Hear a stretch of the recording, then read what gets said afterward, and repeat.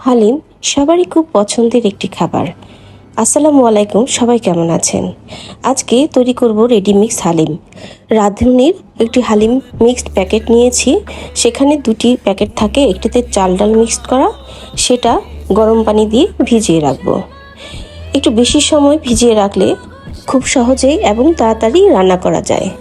আর আরেকটি প্যাকেট আছে, সেখানে মশলা সেগুলো দেওয়া থাকে। আমি এটি ভিজিয়ে রাখছি, আর এই প্যাকেটটাতে মশলা আছে। এখন আমি মাংস রান্না করে নিব।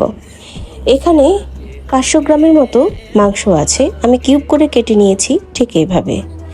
এগুলো এখন রান্না করে নেব। হাঁড়িতে তেল দিয়ে দিচ্ছি, তেলের মধ্যে পেঁয়াজ দিয়ে দিব। 1 কাপ পেঁয়াজ দিয়ে দিচ্ছি। পেঁয়াজগুলো বাদামি করে ভেজে নেব এবং কিছুটা অংশ তুলে রাখবো।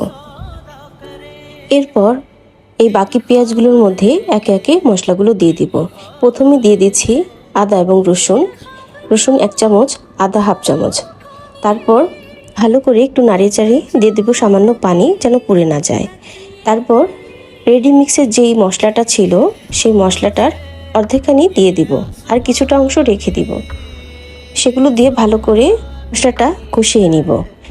সামান্য একটু লবণও দিয়ে দিচ্ছি, দিয়ে সেই মশলাটা আরেকটু কষিয়ে নিব।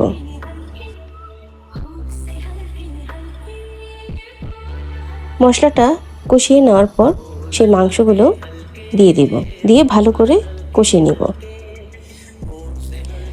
এরপর খুব আস্তে আস্তে অল্প সময় নিয়ে মাংসটা রান্না করে নিব। মাংসটা কষানো হয়ে গেলে পরিমাণ মতো পানি দিয়ে এটা সিদ্ধ করার জন্য কিছুক্ষণ অপেক্ষা করতে হবে।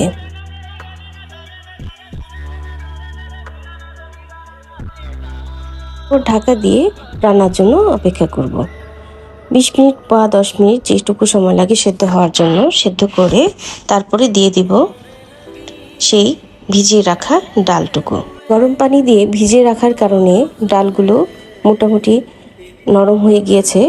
এখন চুলায় আস্তে আস্তে অল্প জালে রান্না করে নিব। তাতে ডালগুলো সেদ্ধ হয়ে যাবে, মাংসগুলোর সাথেও ভালো করে মিশে যাবে।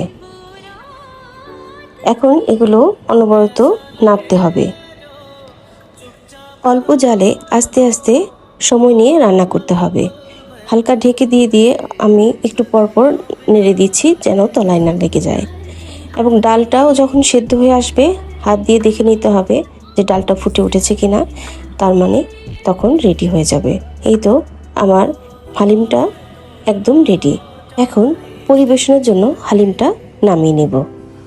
এভাবে খুব সহজেই রেডিমিক্স হালিম রান্না করা যায়। এটা একদম দোকান থেকে কিনে আনার মতোই মনে হয়।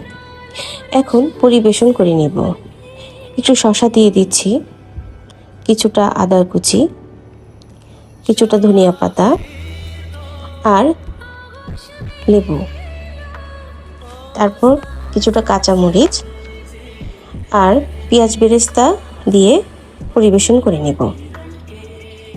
এই তো একদম খুব সহজেই রান্না করা যায় রেডিমিক্স হালিম।